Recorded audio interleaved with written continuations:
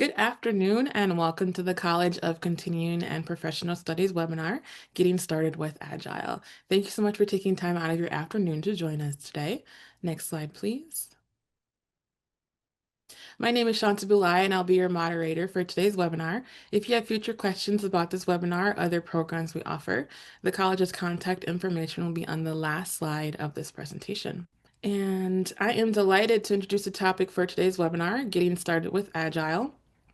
Have you heard the word agile tossed around and wondered what it really means? This webinar is designed to cut through the jargon and give you a clear, practical introduction to agile's ways of working. In this session, we'll explore a brief history and evolution of agile, including its core values and principles, why more organizations are turning to agile, common framework that falls under the agile umbrella, like Scrum and Kanban, common myths and misconceptions about Agile, and lastly, practical tips to help you get started in your own context. It's a pleasure to introduce the presenter for today's webinar, Rand Eaton. Rand is an accredited Kanban trainer, certified Scrum Professional, Agile Coach based in the Twin Cities. He loves working with organizations and teams and often prefers the title Epiphany Engineer. Thank you again, Rand, for presenting for us today, and I will pass it over to you. Thank you very much. Appreciate it. Great to be here. I will explain the Epiphany Engineer thing first, I think, just because it is so unusual. My job is not to teach, it's to help you learn. And so Epiphany is kind of what I'm trying to set up. I'm trying to create that aha moment so that you have the understanding. It's not about me telling you what to take away from it. It's creating a situation. So Epiphany Engineer was coined by a longtime client, and I just kind of stuck over the years. So that's kind of where that goes from. Welcome everyone. Thanks, like Shanta said, from taking time out of your schedule today to be with us. A little bit about me just before we get started. I've been doing this stuff a long time, 20 plus years in Agile, Scrum, Kanban, things like that. I've been spending most of my time recently working in Kanban, which is an approach that we'll talk about. Like many of us, I'm getting more and more interested in AI and how AI can work with some of these sorts of things. So if folks have questions about that, we can get to those at the end. I have a teenager, so sorry, bad news. By definition, all the jokes are dad jokes. So if you need caffeine to get through all that, feel free. And I have just always enjoyed learning. So the questions that we are gathering, I really hope I get one that I've never seen before, because it is something that I'm learning too, right? I'm learning about this stuff, as we'll see. It's not a one and done sort of activity. We are constantly learning and adapting and changing, and I put myself in that role as well. So, as mentioned, we're going to talk briefly about kind of where this came from, and we'll talk about its core values and principles. Now, that's not as crazy as it sounds, because when we talk about values and principles, we're talking about the things that we want more of and some suggested ways to go about getting them. And we'll get into what those look like. As also mentioned, why more and more organizations are turning to Agile. There's been an avalanche of this stuff over the last probably 20 years or so. And we'll talk about sort of why, what that looks like. Agile, as we'll see, is a descriptive word. So a lot of things fall under it and a lot of things don't fall under it. So we'll talk about frameworks and why frameworks are the way that we actually go about implementing some of the ideas of Agile. We'll get into some myths and misconceptions about Agile, some things that maybe you've heard that are maybe not true. And then lastly, as mentioned, we get some practical tips. So how do you start to do this for yourself?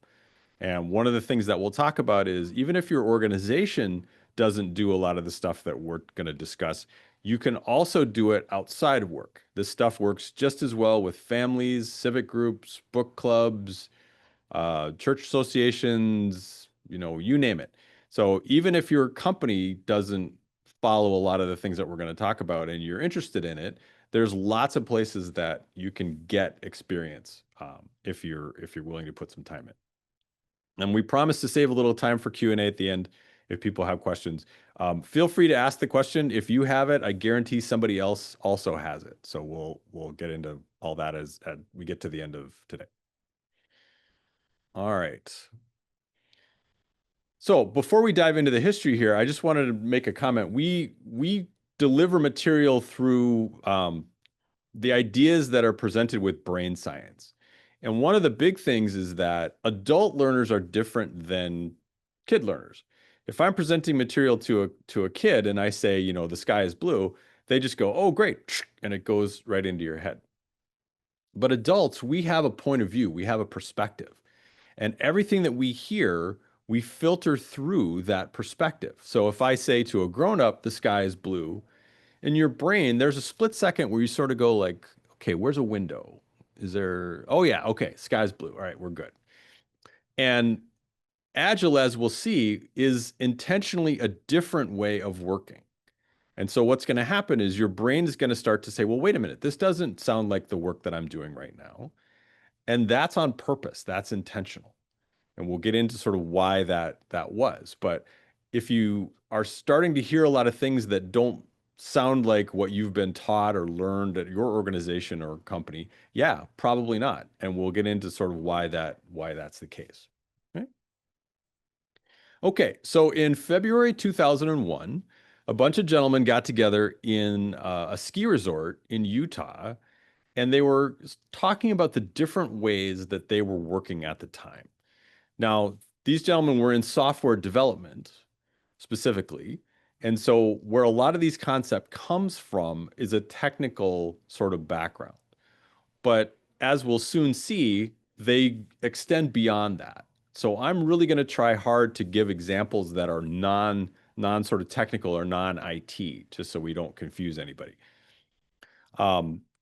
What was starting to happen where a lot of emails were flying back and forth at conventions, we were talking, and a lot of these folks realized that they had a lot of common alignment on some of this stuff. So they said, well, wait a minute, you know, you're saying you like that, I like that too. Maybe there's something here.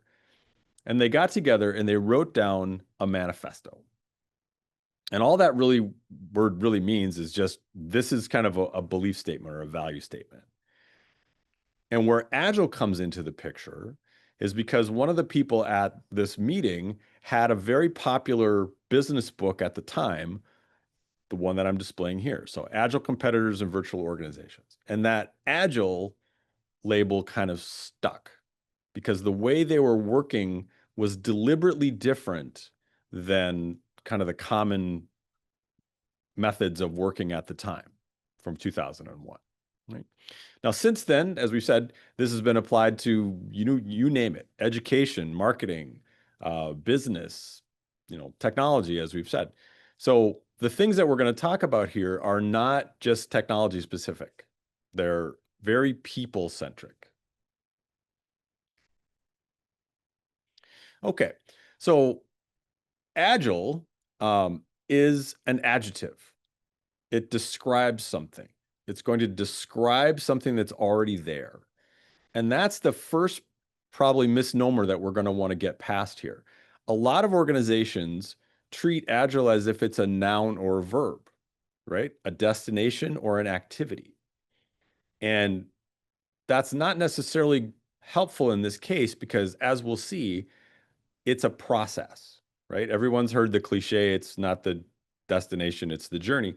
Well, that is kind of what's going on with Agile. So your organization is already Agile. It's a question of how Agile. Is it Agile enough to do the things that we want it to do? If so, fantastic, right? Congratulations. If not, though, this idea of what are the things that we could do different to get closer to where that agility level needs to be. So the frameworks that I'm showing you here, and many of these you might recognize, are all going to fall under this umbrella of Agile. And the reason being is they align with the manifesto that we just talked about. So Scrum, Extreme Programming, Pragmatic Programming, DSDM, these are all examples of frameworks. So the way I like to kind of break this down is If I say the word poetry, you have an idea or, how that sort of works. But under that poetry umbrella, you have things like haiku, you have sonnets, and those are structures, right? Haiku has a very specific structure. Sonnets have a very specific structure. Those are frameworks to enable you to create poetry. It's exactly the same thing here. So Agile is the overarching umbrella that then we look to different frameworks to actually implement. So Agile is the description, framework is the activity. Here's the manifesto we were talking about. Now, a couple things about this. That first sentence here is kind of what we're looking for. So notice that it's saying we're uncovering better ways of developing, and we're going to learn those ways or uncover those ways by doing it and helping others do it. Now, even though it says software, right, just mentally cross that out and put stuff like I do because it still works just as well. The other thing about the manifesto that's interesting is it's written in something called present tense. We always read this as if it was just written this morning. So even though it's, 24 years old now, we're still going to act as if this is brand new. So one of the things that I particularly like about this is they didn't say this is the way, right? They didn't say we've nailed it. We've got the one right answer. They've said, no, we're uncovering better ways. And there's always going to be a better way. We're open to that idea. And it's not a thought exercise. We're not going to find somebody smart and think real hard and come up with the answer. We're going to do it. We're going to try some things. We're going to work together to get to those answers. And again, this is deliberately different than the way that a lot of organizations produce work, right? We think that, oh, let's go find an expert and the expert will tell us what to do. We talk about things like right answers and wrong answers. Agile isn't like that. Agile is more about, are we moving in the direction that we want to go? And if we are, how do we keep moving in that direction? So that's the first part, right? It's a dynamic group-based activity, a team sport, as my son likes to say.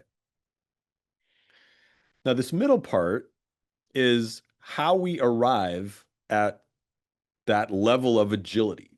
So as we said, every organization is agile to some extent. It's just a question of degrees. And those 4 sentences in the middle of the manifesto there are how we figure that out. Now, a couple things about this. What we're saying is that if we want to be more agile, and notice I say if, right? If we're agile enough, then great. Maybe we don't worry about this. But if we want to be more agile, as most organizations are, what we want to start to do is focus on the individuals and how they interact. Now, notice we're not saying that there's no value to process or tools. There's absolutely value in that. If you're building my pacemaker, I want you following the instructions. This is a good time to point out that the jokes don't get any funnier. So if you would like to get a caffeine or freshen up on something like that, I absolutely encourage that. But you can see the difference here. We're saying that rather than focus on the process and the tools of the work, let's focus on the people and the way that the people are working together. So at its core, Agile is a very people-centric organization or organizational idea. Next one, working stuff over comprehensive documentation. Now again, documentation has its place, right? Absolutely has its place. But customers, the people that get the stuff that we're making, get value when they actually get stuff that works. So if I were to create a document and hand it to you when you're in the restaurant and say, look, here's the recipe for your meal, congratulations, you'd look at me very funny. Right? But that's one of the ways that we've traditionally measured progress. How much documentation have we produced? No. Let's start to measure progress by working stuff. I want to know when the food hits the table, right? That's way more important to me. Next is customer collaboration. Are we working with our customers, or are we just filling out a punch list that they've handed to us and say, do this? So again, contracts are important, right? We want to have everybody understand what we're getting involved with. But if we want to be more in that agile space, it's less about just delivering on a contract in black and white and more about working with our customers, right? Those of us that have worked in services for a long time, there's plenty of times where you give the customer exactly what they ask for and they say, what is this? Like, well, this is what you asked for. Yeah, but now that I see it, oh, okay, so that's new information. So it's not things like scope creep or breaking the contract or anything like that. We're learning more by working together, right? Remember from the last page of the last part of the manifesto? And then lastly, we're going to respond to change over following a plan. So plans are very helpful and valuable, absolutely. But the problem with plans is they tend to be obsolete as soon as you make one. And so what the manifesto is urging us to do is respond to the change. Now, notice it doesn't say we're going to do it. We're not going to automatically say, oh, yeah, that's an idea. Let's try that. Or this is an idea. Let's do that. We're not going to let the customers tell us how to run our business because we want to stay in business. And sometimes there's just things that we have to do that customers don't recognize as value. So planning is what we want to start to focus on. Not necessarily the output of the planning, but the planning. Let's surface expectations. Let's make sure that we're all in agreement about what we're on the board to do. Every organization on the planet is somewhere in these 4 lines, and it's a sliding scale. So sometimes we're going to be here on that, and sometimes we're going to be there on that. If it's month end, we're closing out the books for the financials and things. Yeah, we're going to spend a little more time in Excel and maybe, spend some time at the bank. That's fine. But overall, what's the overall thrust of our activity? Is it on the people and how the people work together? Or are we mandating you got to do it like this? Right? Now, I've worked a lot in regulated industries. That still works, right? There's still a lot of agile that we can do in those environments as well. So even if we do have rules that we have to follow and all that, it can absolutely still be done. Okay? So this is the side of the things that we want to focus on. Individuals' interactions, working stuff, customer collaboration, and responding to change. That's how the manifesto is going to identify an agile, in scare quotes, organization. All right, I'm not going to read this wall of text to you, but I have taken the liberty of underlining some important words here. So let's talk about the first one. Whatever your job is, whatever you do, congratulations, you now have a new job description. Your job is to satisfy the customer through early and continuous delivery of valuable stuff.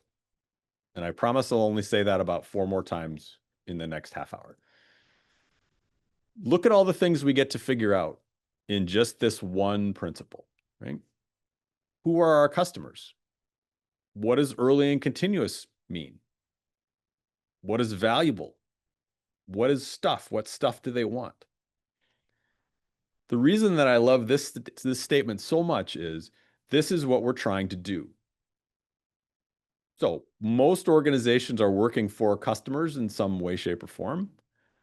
And we want to start to focus on them and what they want. Customers don't care how we deliver the stuff to them. If I go to the restaurant, I know back in the kitchen, they're chopping and saucing and sous videing and all that kind of stuff. I don't care, right? Where's my food? It's my food on the table.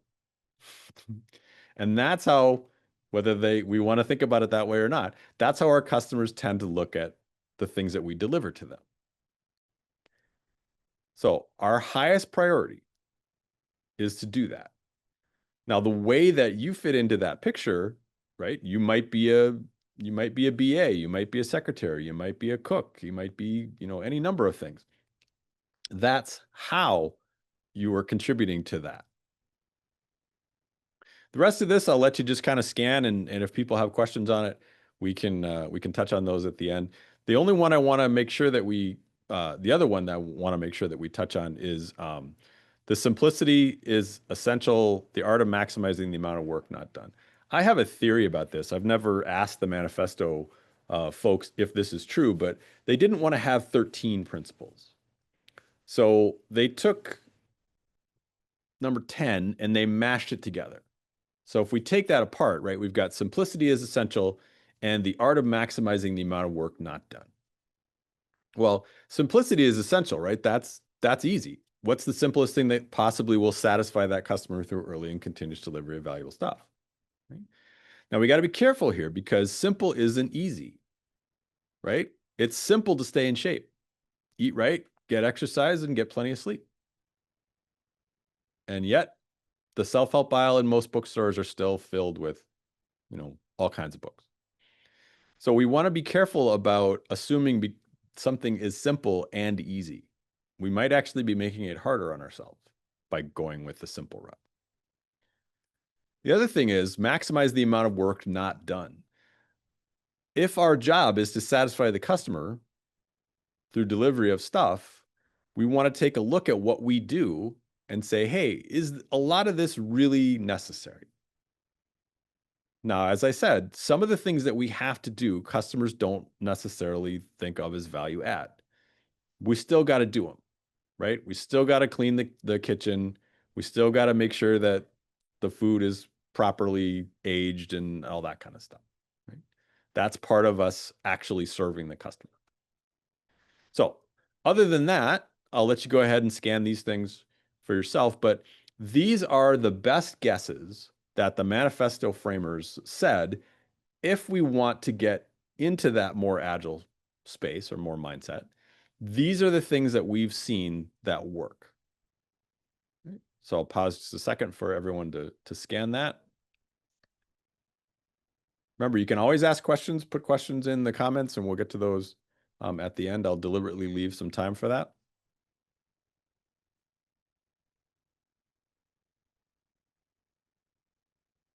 All right.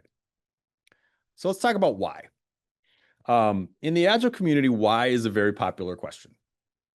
Those of us that have had kids, we're pretty sick of that word, but we understand that sometimes it's an important question, right? So why are a lot of organizations seeing value in this way of working? Well, one reason is that we're being asked to do a lot of different things all at the same time, right? Customers have new and interesting demands kind of every day, it seems. And so our ability to be flexible, our ability to do different things with the same core group of people has become more and more valuable over the years, right? We used to hire people to do one thing. And nowadays we kind of hire people to do lots of things. It's a very different way to look at work. Right? Second, I don't know if you've noticed, but the market is changing quite a bit and has been for quite a while.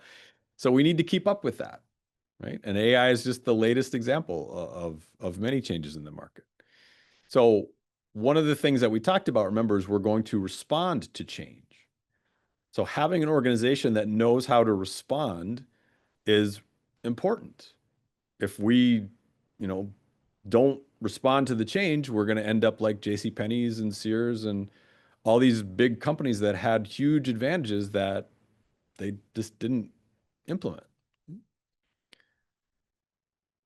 And even better, we can more quickly respond to any of those changes. So we know change is going to happen, but at the same time, what are we going to do about it? How do we deal with that? And we'll get into those questions as well. Many organizations have a very strong customer focus, and that's fantastic. That's exactly what we want to do. Some organizations, though, are very process-driven, for whatever reason. And so as customers get more and more choice in the market, as customers can get more and more vocal, right? We live in the social media age where literally anybody can pull out their phone and start talking. that customer focus is a bigger and bigger deal. And Agile, as we saw, has customers right at the front and center of that movement, right? We want to increase quality.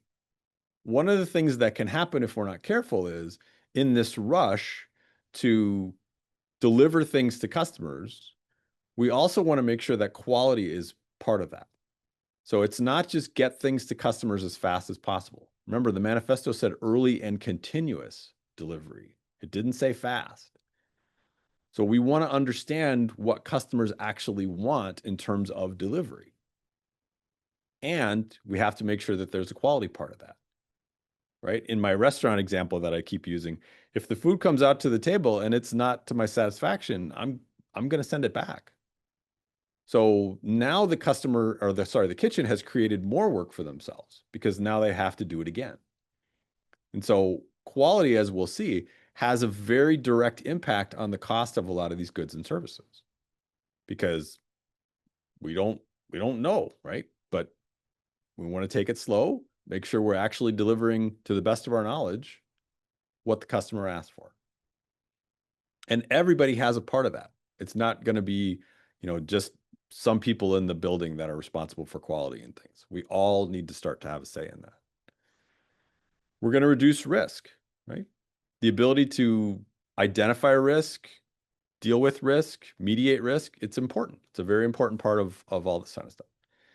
And lastly, if we're presented with a better business opportunity, we should be able to take advantage of that, right? And the phrase that some people use for that is we want to turn on a dime for a dime.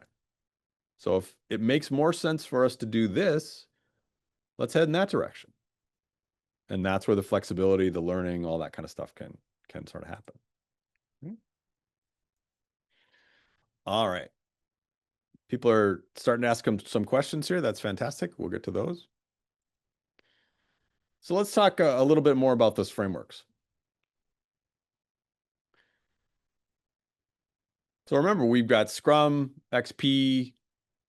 Several of these frameworks are no longer in use, right? I'm gazing at the questions and somebody asked, how are these things different over time and whatnot? Several of these principles frameworks are no longer being used. It's not that they weren't successful. It's just that people have sort of moved on from them. So yeah, these frameworks do change over time. So Scrum is the most popular framework out there. And in fact, many times when people say the word Agile, they mean Scrum and vice versa. But as we just saw, Scrum is a framework under the umbrella of Agile. It's just one way to do Agile. So let's talk about that for a second. Scrum comes from a Harvard Business Review article published in 1986 called The New Product Development Game. And yes, they intentionally had new in there twice. This article directly inspired Scrum because it talked about organizations that were working in, quote, a rugby-like approach. So Scrum is literally from the game of rugby. It doesn't stand for anything. It's not an acronym, right? Capital letters just confuse people and all that. It's just short for scrummage. It's how the ball gets back into play during the game of rugby. So the co-creators, Ken Schwaber and Jeff Sutherland, gave Scrum to the world. It's open source, it's Creative Commons. So anybody can take this and run with it, so to speak. Right? And several organizations have, as we'll see. But the idea here is by working together in that rugby-like approach, and the picture is basically worth 1,000 words here, right? Arms linked, all facing the same direction. We either move forward together or we move backward together. That's the overarching concept. So unlike American football or baseball or something like that, where we're running in all different directions depending on what's going on, Scrum teams tend to be very linked. They're moving forward. Right? Let's talk about some myths here real quick. I mentioned the first one here. Agile means Scrum. No, no. There's lots of different ways to be agile. And remember, we're trying to use agile as a descriptor here, not a destination or an activity. So one of the things that we need to be careful about specifically is at one point there was one flavor of Scrum. Now there's dozens. Because as I said, it was put into the public domain, and many companies have picked that up and tweaked it a little bit, and now they have their version of this. So a really popular question that we ask here at Collaborative Leadership Team is, what flavor of Scrum are you talking about?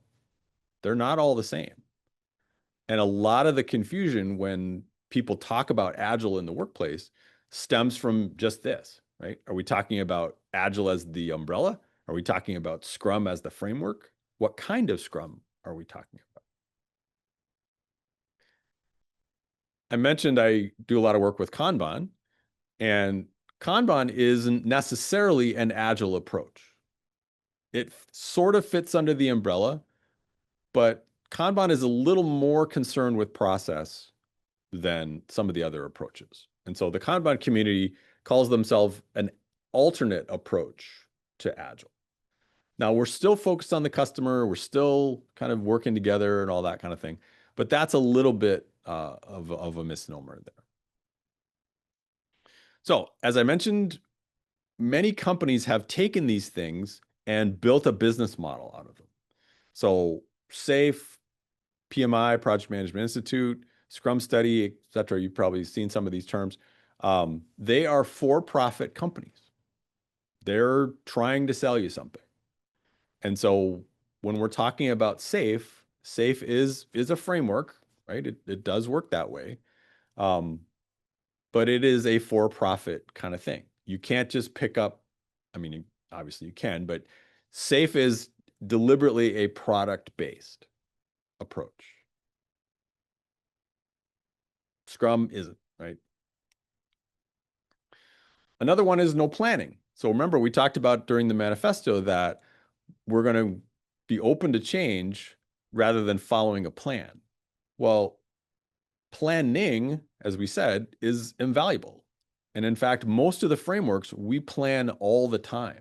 We plan daily in many cases. So it's not that we don't plan, it's that we don't create that plan up front when we start something, when ironically we know statistically the least about it. And then we try to make our unfolding knowledge fit that plan. Agile says, no, we're going to be open to change. We're responding to change. So as things change, we do things different. Same thing with documentation. Documentation has a very important place. But what happens is the process of making documentation. We don't write a document and send it out to get alignment. We're going to have conversations. I do a lot of work with my son on spelling, and as many of us know, English is a notoriously imprecise language. Mine, right? Take your pick.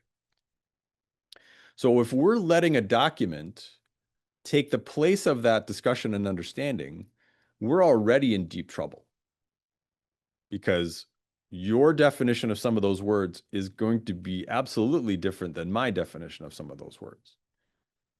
I'm a firm believer in that there are no such thing as missed requirements. We talked about them, but you heard me say blue and I heard you say 45. So part of what we're doing in this Agile approach is saying, wait a minute, what did you mean by that? Oh, okay. Well, thank you for clarifying, because I thought you meant this. Now that I know that, I'm going to change my answer. And then lastly, Agile is only for software development. Yes, that's where it started. But as mentioned, we know organizations that are using these approaches to do anything. Education is a big one. Marketing is a big one. Many businesses are structured in this format. So even though there is a technical foundation, as we've seen, it's just about how the people are working together. And Scrum in particular doesn't really have anything to say about how you do the work. It's just that you're doing the work. So those are some myths. Any other myths that people have heard of? Just drop them in the comments or whatnot. Okay, just to round this up. So how do you get started? Well, the first suggestion I'd like to make is the one I kind of started with. This stuff works great outside of the office. So if you've got a family that you're trying to marshal, if you've got a book club or, any number of things like that, all the things that we talked about work great, right? Focus on the people rather than the process or the tools. In the office, though, some things that you can try. Try to get face to face however you can, right? Now, we're deliberately not going into the whole hybrid or in the office or any of that conversation. I consider this face to face. So if you have the ability to jump on a Teams or a Zoom or something like that, over sending an email or picking up the phone, fantastic. Right? So that's the place to start, right? All the sort of warm communications are what we want to go for. Don't just fire off an email and assume you're being understood. If you can get together in a room, right? That's fantastic because now we can observe body language. We can do all those sorts of things. I'm sure everybody's heard that statement, that the vast majority of communication is nonverbal. It's very true. And so we lean into that in all the agile approaches. Second thing is order your work, right? I know everybody wants everything right now and all that kind of stuff. But a big way that we can start to filter this stuff down is what has to happen next. So you'll hear things like prioritize or all that kind of stuff. However you do it, I don't know. If you think back to the restaurant, right? They have all the tickets on the spinning sort of thing. We just need some sort of order to say this is going to happen and then this is going to happen. And do that however you can manage. Make your work visible. This comes from Kanban. And again, there's no right way to do this, right? If you're all together in the office, you can have a board. If you're hybrid, you can use a tool, right? Trello or Jira or anything like that. Those all work great. But some method of saying, here's the things that we're doing. Here's the work that's visible. Humans are really good with our eyes. We're much better than calculating with our brains. So if we gather up all the work and write it on sticky notes and throw it up on the wall and step back, that has a different effect than if we just say to ourselves, wow, we're really busy. So we want to lean into that ability to use our eyes as much as we can. Right? Another thing we want to do is start to look at time boxes. So time boxes are a time management technique. They have a defined beginning and an end. And at the end, we have the opportunity to either get more information or make a decision, right? Traditional projects are just a time box. Now, what Agile is trying to get us to do, though, is let's make these time boxes shorter because we have more opportunity for feedback. We have more opportunity for input. We have more opportunity to get a sense of what progress we're actually making. So, yeah, we might have a 5-year project on paper, but what are the ways that we can start to break it down into smaller chunks? And then lastly, remember, we're focusing on the way that the people are working together. So let your people do that. You can work together, right? Pairing, swarming, vibe coding, all that kind of thing is just an example of people working together. It's fascinating to sort of walk around and see all the places that people are starting to just huddle, right? Go to the hospital. There's a huddle around patients, or at the beginning of the day, right? People will get together and they'll talk about what we're going to do today. You want to encourage that as an organization. How can you get people working together on a problem? if only to eliminate the handoff between the two of them. If I do my piece of my work and then I email you and say, tag, you're it, I feel like the work is moving, but you're on vacation. You're not checking your email and you didn't set your out of office. So I don't know. I've gone home for the day thinking that that work is under control, right?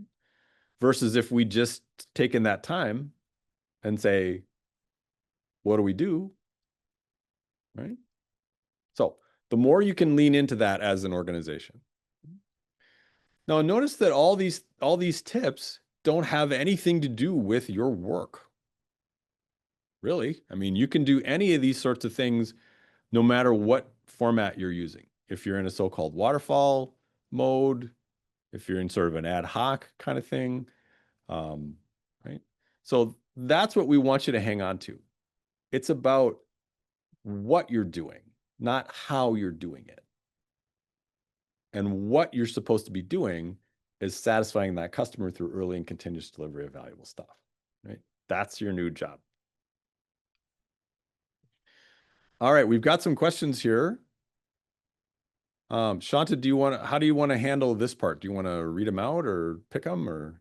Yes. So thanks again for presenting, further on this topic. So we'll now move to the Q&A portion of the webinar. Just before we do, however, we just have a quick survey for the listeners today, just kind of giving feedback concerning our webinar production. So really appreciate that feedback. It continues to improve our topics and webinar production in general.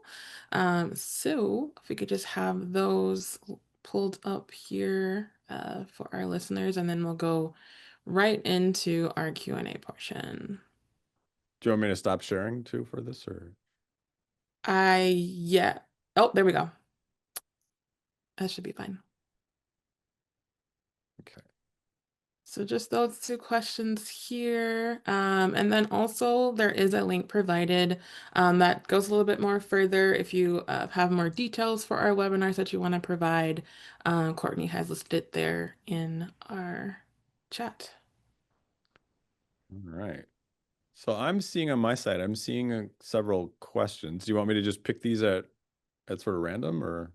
So I'll read those off Okay. for you. I'm just filtering out a few of them and just which ones that we can get to. And if we don't get to all of them, if your question's a little bit more specific, has more context that's needed outside of the webinar, Mhm. we will definitely can answer that through ccapsinfo@umn.edu that we can pass on over to Rand. And Courtney has also added that in there for our email. If I don't get your question, I do apologize in advance to that. So now I will go right into our Q&A. So our first question is, if part of your team follows Agile and the other is more waterfall, and you have joint deliverables for the same project, how can you bridge that as a project manager, and any tips you have for integration or compromise?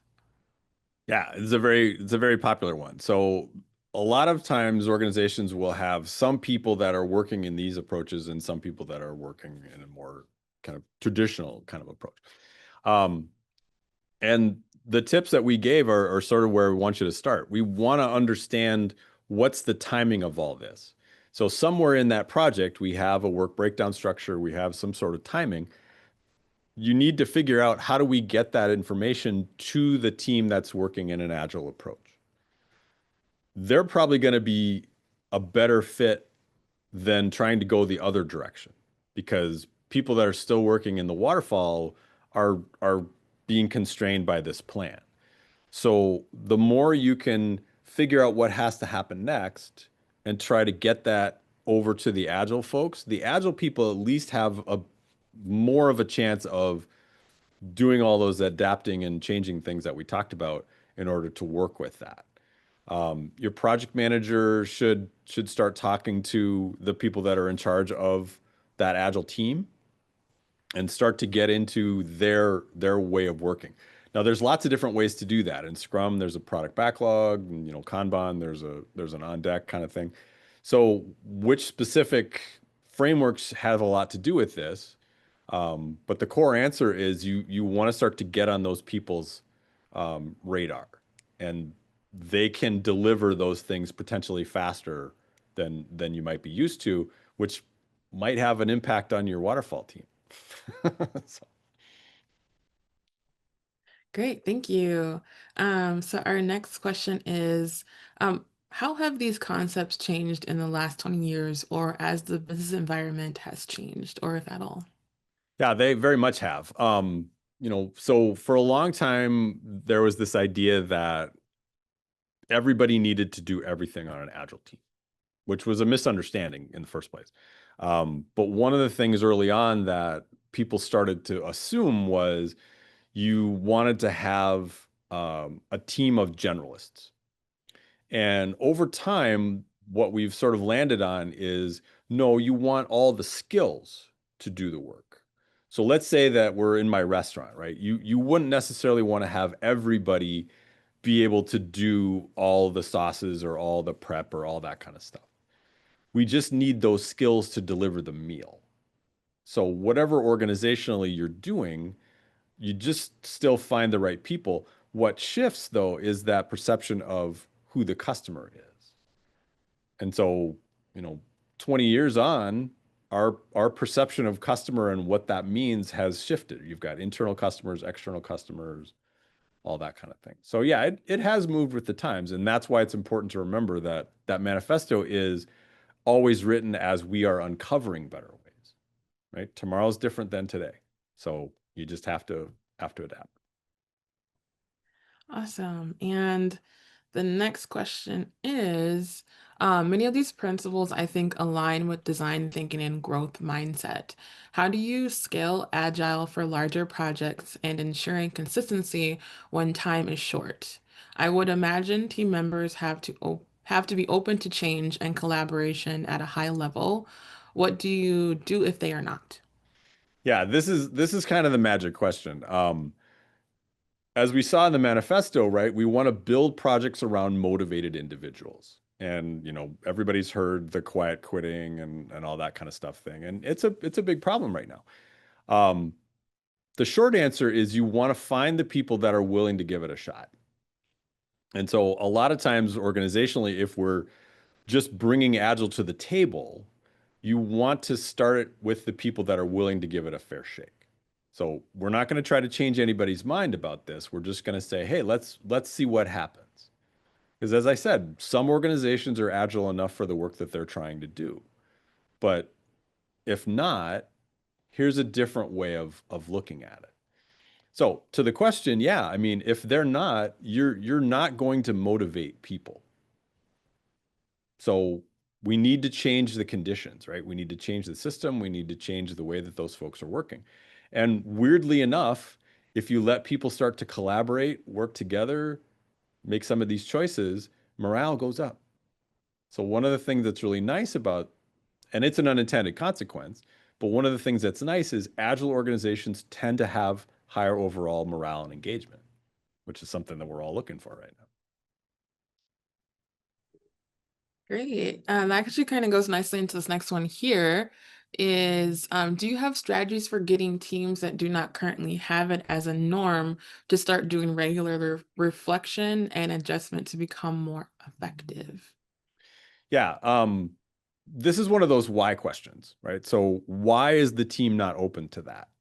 One of the jokes that we make, right, is every year a team wins the Super Bowl, yet weirdly they go back and they start practicing the next year, right? We just crowned them as the best of the best. Shouldn't they just sort of stop and say we'll just hit them again next year? Like, no. But organizationally, it's the same way, right? We don't tend to give people time to practice or rehearse or things like that. And so, rather than just sort of cut over really fast from not doing agile to doing agile, one of the things you can start to do is learn, right? Don't make this your main bread and butter. Try it with a smaller activity and show people that they actually have that opportunity to improve. What a lot of people are is, frankly, a little gun shy because they've heard this is the new thing, this is the new thing, this is the new thing.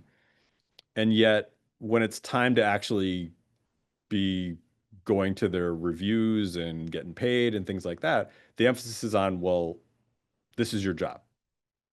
So there's kind of a catch-22 there. You can't ask people to work differently and then don't let them work differently. The action side of it, right? Rather than Mhm. the Right. suggestion. So our next question is, do you have examples of how Agile deals within human services where requirements are fixed, or constraining? Yes, I've coached a lot with Hennepin County over the years, right? And they have a lot of government services that they have to deliver to people and all that. And you'd be surprised about how much you can actually get away with there. Now, we're not trying to say, cheat or anything like that, but we're saying within the expected legislative rules and things like that, there's a lot of work that can be done. And so that's where instead of focusing on the process, we're focusing on the people and the way they work together. So the rules and regulations are the guardrails that we have to work inside of. But within that guardrail, what do we have to work with there? And you'd be surprised, right? I'll give a little shout out to our YouTube channel. We have several examples of conversations there with people from Hennepin County talking about how they delivered services and stuff. So folks on the webinar can look to that if they're interested. But yes, there is a very large interest in Agile in government, and a lot of work has happened over the last 10 years. So it is very much something that's alive and well in that space. Great, thank you. And our next question is, how can Agile leaders influence and guide teams without formal authority? Ah, yes, the magic question. Um, so one of the things that's interesting about Agile is it has a lot to do with personality. And that's kind of, I think, where this question is coming from. So who are the people in your organization that folks just naturally gravitate um, to get things done, right? Get questions answered, that understand kind of how the way things go. Those are the people that you want to start to have this conversation with. If you can start to, you know, socialize, so to speak, a lot of this stuff, um, it will be easier, more easily adopted than if you just say, "Hey, we're going to work like this from now on." So it tends to be a very sort of slow process. The other thing is that we want to kind of use that old Bruce Lee quote and be like water. So you want to go around obstacles. You don't want to keep bashing straight into them. So unless it's something that's going to completely stop you from working, go around it, right? Come back. Go over here and do something and come back to it later. Um, and what tends to happen is as the organization sees that change is happening without, blowback or pushback or anything like that, now we're more open to that idea. Um, there's a fantastic book by the last name is Heath. It's called Switch. They're cousins, as I understand it, but somebody will probably have found it on Amazon by now. That is a fantastic book about causing change without formal authority. So if you're looking for a better answer to the question, I would urge you to that book. It's fantastic and very relevant stuff. Very relevant. Great, thank you for the suggestion as Mhm. well. So our next one is a few a little bit more along that line of tools. So what tools would you recommend a new product development team, non-software, use to help implement a less waterfall or more agile project? As few as possible. So I should explain. I'm an analog guy. I'm unabashedly an analog guy. Give me a whiteboard and some sticky notes, and I'm happy. Um, remember we're talking about individuals and interactions over processes and tools. So my suggestion is figure out your team stuff first, and then find a tool that supports that. So if you are in a hybrid mode, right? How far can you get away with Zoom? right? Zoom has a whiteboard function. Zoom has the ability to store chats and things like that. So hold off on the tool as long as you can. And here's why I say that. Tools have a workflow. They want you to work in a certain way. And the way that you want to work may or may not align with that. So rather than start with the tool and figure out how to be more agile, figure out how to be more agile and then find a tool that helps with that, right? Now, the caveat is if your organization already has a tool, you get to work with that tool. I mean, there's usually not too much recourse to say, well, we're not gonna do that. So if you're using a Jira, if you're using a TFS, if you're using, anything like that, I still would go with my idea. Try to hold off on using that as long as you can until you get some of this stuff worked out, and then figure out how the tool will help, right? So individuals and interactions over processes and tools. But it's a very common question. Great, thank you. And I think this will be our last question here. So All again, right. to those that I didn't get to your questions, please send that to ccapsinfo@umn.edu and we'll pass that over to Rand. So for our last question here, which I thought was relevant to currently all the changes, how is AI impacting agile frameworks? Um, it's it's impacting them a fair bit, I would say. Specifically around some of the product development. So we didn't dive into any of the details of this. And if you're interested in more of these details, like Shanta was saying, there's a lot of classes that are available through CCAPS that we go way more in depth on all these sorts of things. Because they all tend to be a little in the product development space, one of the things that AI is having sort of an immediate impact on is the ability to automate some of that product development.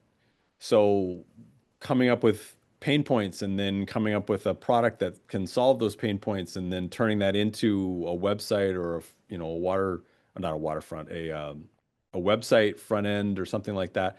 That happens in minutes now. So I think the last time I saw, you can create a fully functional website using various AI tools in under 10 minutes. So if you're interested in making a good guess at, is this really going to satisfy the customer? It's easier than ever to create those things and just try it. I mean, the window of experimenting is getting shorter and shorter and shorter. So that's one way that it's absolutely impacting Agile is now we don't have to wait the periods of time that we had to wait before to find out if we're making the right decision. We can find out, before you finish that cup of coffee. Awesome. Well, thank you for going through those questions with me. So we're just going to wrap up here as we get to the 1 o'clock point. So if you could just go to the next slide for me, Rand. Back to this. Yep, yep. Maybe the following one after that. Oh, there we go. Oh, Oops. yeah. This one? Or Okay, so go to that one. that one? Thank you. Okay. So CCAPS now offers flexible workforce development solutions designed to equip employees with targeted knowledge and skills your organization needs. Our program includes industry-driven bachelor's and master's programs, along with 14 non-credit certificates and over 90 individual courses. If you or someone in your organization would like to learn more, please schedule a consultation with our business development manager, Beth Lori. That QR code is also there, as well as her email, or if you want to schedule an appointment. And then if you can go to the next slide, and that's going to be found wonderful. As I mentioned earlier, we will send an email to the link for the webinar recording within a week of today's webinar. The recording will also be posted to our CCAPS webinar archive as well as our CCAPS YouTube page. The University of Minnesota employees are now eligible to receive well-being points for listening to our webinars. So please view the link on the form, the second last slide of our webinar presentation, and the college's contact information will be also listed on the last slide. So thank you so much for joining us today and for taking time again after your afternoon to join us. And Rand, again, thank you for joining us today and presenting on this. No problem at all. And if you go to some of those classes, you might see me. So Thank you. thank you.